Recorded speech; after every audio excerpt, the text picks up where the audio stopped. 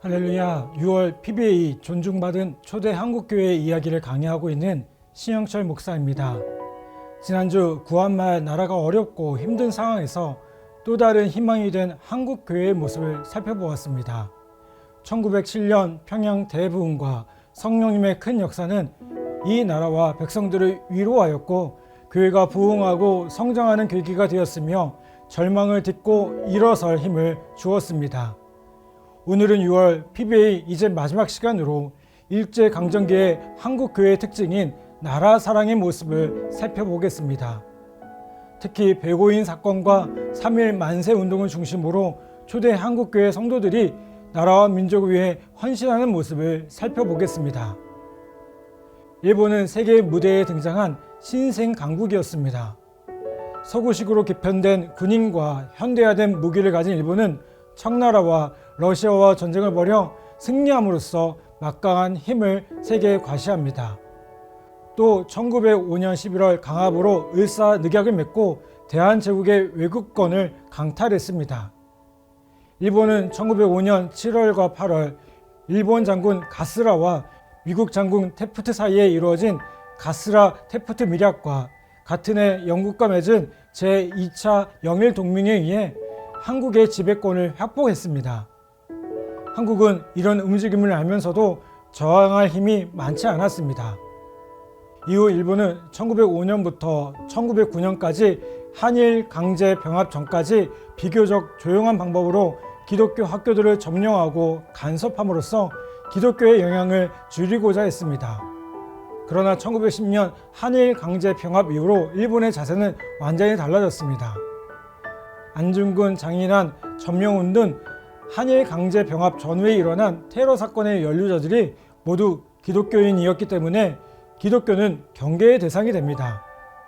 특히 데라우치 총독은 반기독교적이고 오만한 태도와 정책으로 기독교를 박해했습니다. 일제의 식민 통치가 시작되었을 때 한국교회는 어떠했을까요? 선교사들은 처음에 조선 정부의 눈치를 보며 선교를 시작했지만 나중에는 대한제국의 황제인 고종의 든든한 보호자 역할을 할 정도로 좋은 관계를 맺었습니다. 한국교회는 1907년 평양 대부흥을 거치면서 상당히 든든하게 세워져 갔고 독립적 교회의 면모도 갖추게 되었습니다. 그러나 일본의 식민 통치가 시작되면서 그런 밀월 관계도 끝나고 말았습니다. 한국교회는 국가의 비움과 함께 시련과 고난을 겪으면서 민족 종교의 역할을 감당하게 됩니다. 1910년 이토 히로부미가 안중근 의사에 의해 암살된 후 부임한 데라우치 총독은 한일 강제 병합을 주도했습니다. 그는 조선 총독으로 2만 명의 헌병을 동원하여 한국인의 자유를 무참히 짓밟았습니다. 내선일체, 황국신민화, 창씨개명 등 한국의 문화와 역사를 말살하는 정책을 펼쳤습니다. 심지어 일제는 신사참배까지 강요했습니다. 일본은 종교의 자유를 인정했으며 일본인은 개신교회에서 자유롭게 신앙생활을 할 수 있었습니다. 일본은 기독교 자체에 대한 적개심은 없었지만 한국을 식민지화하는 데 가장 큰 걸림돌은 한국교회와 외국인 선교사들이었습니다. 신민회는 대부분이 기독교인이었으며 황해도에 1908년 해서교육총회가 결성되었는데 개신교인들이 주도했습니다. 또한 서울 상동교회는 민족해방운동의 요람이었습니다.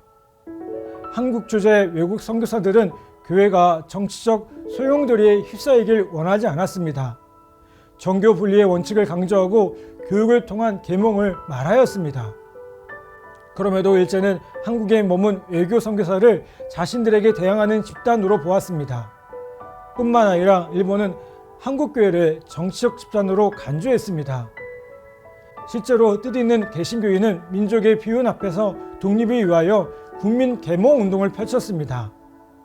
안창호는 평양, 이승우는 정주, 양백전은 신천에서 기독교 학교를 설립하여 다음 세대에게 민족 정신을 고취하려 애를 썼습니다. 1910년 8월 29일 경술 국치가 공포되던 날 특별한 소요나 반대 집회는 없었습니다. 한일 강제 병합 이후 일본은 한국인을 4종류의 사람으로 나누었다고 합니다. 첫 번째로 무식하고 착해 관리를 호랑이처럼 무서워하는 사람. 둘째, 이완용같이 드러내놓고 일본에 충성하는 사람. 셋째, 주색 잡기에 빠져 세상사를 잊고 사는 사람. 넷째, 지방에 이름 있는 자로 일본에 복종하는 듯 하지만 어찌 보면 그렇지 않는 사람입니다. 네 번째 부류의 사람들은 일본 관리가 벼슬을 하려고 하면 공손히 거절하고 교회 속에 묻혀 교육이나 전도에 힘쓰고 혹은 일본인이 돈을 주며 비밀 청탁을 하여도 듣지 않고 주색 잡기로 유혹해도 빠져들지 않았습니다. 이들이 주로 기독교인들이었습니다. 일제 총독이 볼 때 기독교인은 식민 통치에 가장 부담이 되는 존재였던 것입니다. 당시 경무총감이었던 아카시 겐지로는 기독교인들 중에서 반일본 주동자들을 제거하기 위해 백오인 사건을 조작했습니다. 공식 제목은 데라우치 총독 모살 미수 사건입니다. 백오인 사건이라고 부르는 것은 1911년 6월 1차 재판에 700명을 붙잡아 그중 123명을 기소했는데 유죄 판결을 받은 사람이 105명이었기 때문입니다. 기소 내용은 1910년 윤치호와 양기탁, 안태국, 이승훈, 옥관빈 등이 서울에서 비밀리에 데라우치 총독을 암살하라는 계획을 세웠고 그 후 8월부터 10월까지 3번의 준비를 하였으나 실패하였다는 것입니다. 이 기소는 증거에 의한 것이 아니라 잔인한 고문으로 얻어낸 허위 자백서의 기초에 조작한 것이었습니다. 이 사건으로 신민회는 완전히 와해되었고 고문을 받다가 3번이 옥에서 돌아가셨습니다. 잔인한 고문으로 거의 죽을 지경이 되었을 때 조작된 자백서에 서명하도록 했습니다. 선교사 24명도 이 사건에 연루되어 조사를 받아야 했습니다. 이 사건을 기점으로 한국교회는 일제의 식민 통치에 중립적 입장을 취하려 했지만 방향을 선회하게 되었습니다. 한국 선교부가 백오인 사건을 미국에 알렸지만 본국 선교부는 별다른 조치를 취하지 않았습니다. 한국 YMC 총무 질레트가 중국인 친구에게 이 사건의 실상을 편지에 써서 보냈습니다. 그것이 홍콩 뉴스에 알려지면서 세계 언론이 대석특필하게 되었고 1심 재판이 있던 1912년 6월 28일 세계 언론사들이 재판 과정을 지켜보게 됩니다. 새롭게 세계 열강 가운데 끼어 문명 국가의 면모를 자랑하고 싶었던 일본은 상황이 이렇게 되자 막무가내로 밀어붙일 수 없었습니다. 1심에서 105인이 유죄 판결을 받자 세계 언론이 세찬 비난을 쏟아부었습니다. 검사의 증거만 믿고 피해자의 증거는 하나도 받아들이지 않았기 때문이었습니다. 세계 언론은 이 사건을 명백한 기독교 박해로 규정하고 비난했습니다. 기소된 123명 가운데 기독교인이 92명이고 천주교인이 2명, 천도교인이 2명, 무교가 12명이었습니다. 기독교가 절대 다수였으며 백오인 사건은 명백한 기독교 박해였습니다. 이만열 교수는 백오인 사건의 의의를 정리합니다. 첫째, 이 사건으로 선교사와 민족운동 진영의 기독교인들 사이에 있던 불신과 괴리 현상이 크게 회복되었다. 둘째, 다소 열악했던 기독교인의 민족의식과 항일의식을 높여주는 계기가 되었고 1919년 3.1운동으로 이어지는 계기가 되었다. 셋째, 기독교는 고통과 순환을 통해 성숙한 신앙을 가지게 된다는 점을 확인하게 되었다라고 말씀합니다. 이후 한국교회에 대한 통제와 간섭도 시작되었습니다. 1905년 10월 포교 규칙을 통해 교회도 정치적 통제 아래 관리했는데 교회 조직과 개인 전도 교육을 일제 총독부가 감독하려 했습니다. 명목은 사이비 단체를 규제하겠다는 것이었지만 의도는 교회를 통제하려고 하는 것이었습니다. 교회를 설립할 때는 반드시 총독부의 신청에 허가를 받아야 했고 포교자는 총독부가 발행하는 자격증이 없으면 불법으로 간주했으며 교회 전도회, 사경회, 부흥회, 기도회와 예배까지 경찰이와 감시하고 설교와 기도를 트집 잡을 수 있도록 했습니다. 기독교 출판물도 검열했습니다. 그럼에도 불구하고 한국교회는 성장했습니다. 1918년 장로교는 16만 명, 감리교는 3만 명, 기타 교단을 합치면 20만 명을 훌쩍 넘었습니다. 일본은 한국교회를 계속 탄압했고 선교사와 한국교회는 일제 총독부에 매우 불쾌한 감정을 가질 수밖에 없었습니다. 이런 박해는 결국 교회로 하여금 일제에 항거하도록 하는 요인이 되었습니다.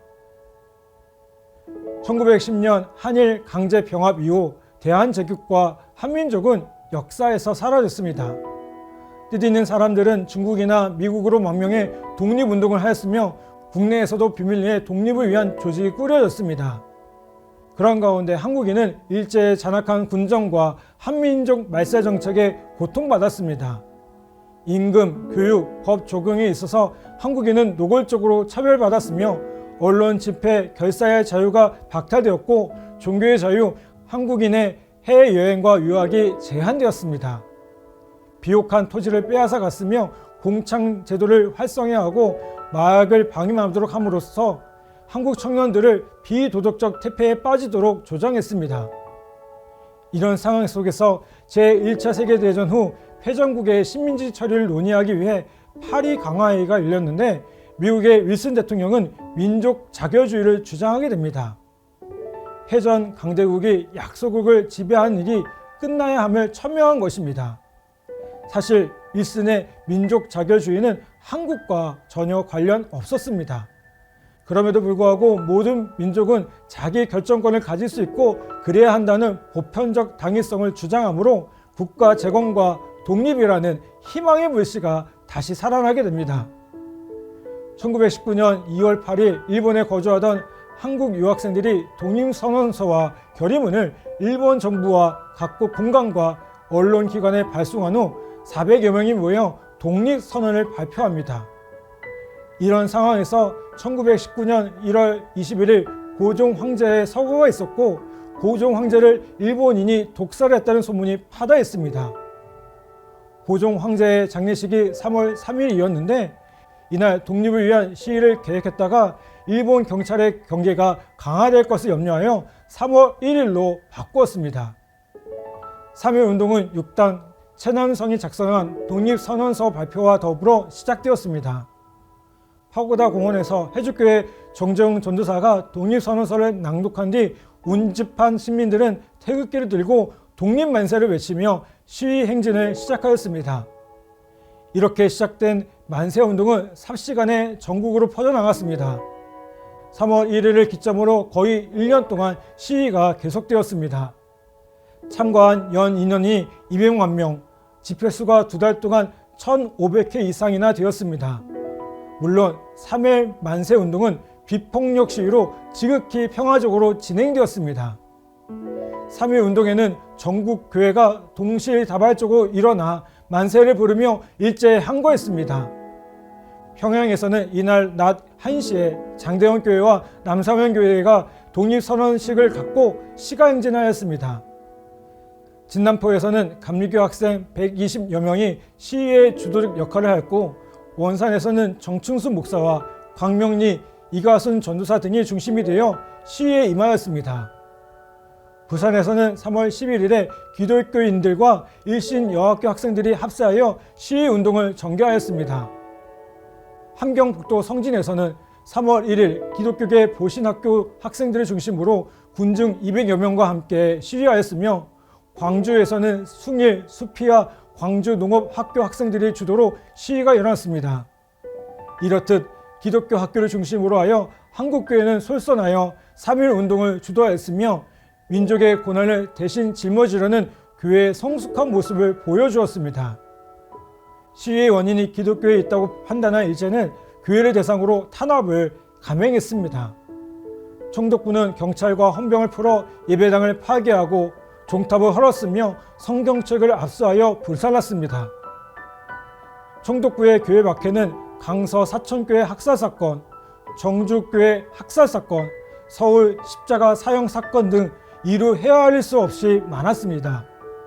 특히 수원 제합리교회 사건이 가장 참혹했는데 만세 운동이 막바지에 이른 1919년 4월 15일 일본군 아리다 중위가 제합리에 나타나 30여 명의 교인들을 예배당에 모으고 문을 잠근 후 집중 사격하여 전원 사살하였으며 아리다 중위는 증거인멸을 위해서 교회를 완전히 불태우는 만행을 저지릅니다.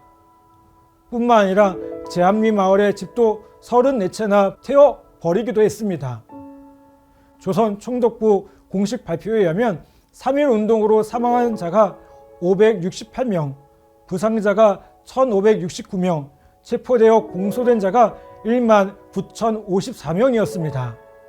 그러나 실제로는 6,000명 이상이 살해되었고 43만 명 이상이 체포되었다고 전해집니다. 기독교인이 가장 많았으며 3.1 운동으로 한국교회가 받은 피해는 적지 않았습니다. 당시 인구가 2천만 명 정도였는데 기독교인이 20만 명 정도였습니다. 1% 정도밖에 안 되는 기독교인이 한국 사회에 미친 영향은 정말 대단했습니다. 3.1 운동에 기독교인들이 적극적으로 참여함으로써 기독교는 한국에서 외래 종교라는 오해를 벗어버리게 됩니다.